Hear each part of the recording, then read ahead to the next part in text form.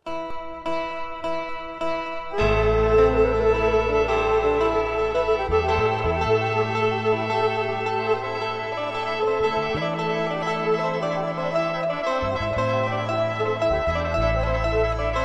ีตการเพิ่นสอนไว้โบราณเฮาเข้าพ่อแม่ธรรมะเกิดจากธรรมชาติแท้ๆมีมาแล้วตั้งแต่โดนจุดเริ่มต้นเกิดจากป่าไผนาเป็นมรรคให้คนเฮาได้มันต้องเที่ยวท่องเป็นแดนท้องสังโฆเจ้ามีมาแต่ก่อนเก่า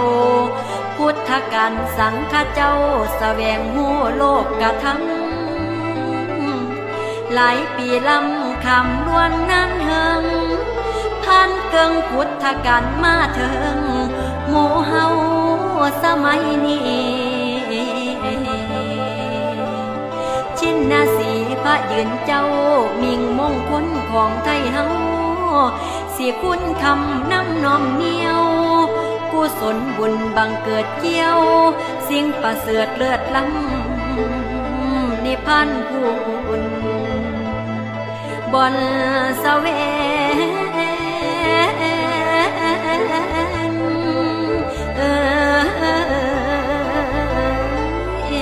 นี่โน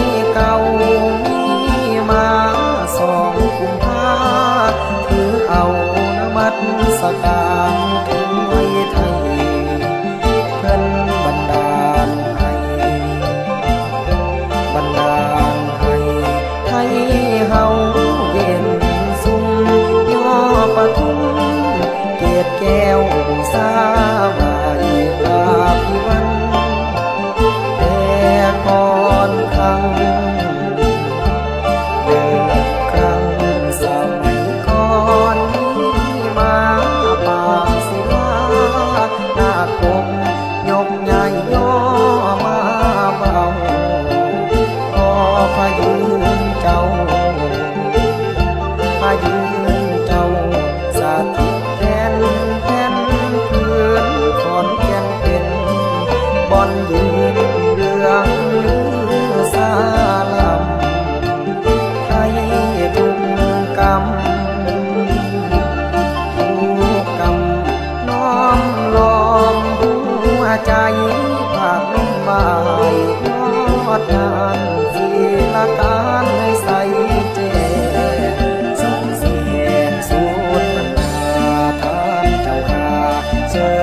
สู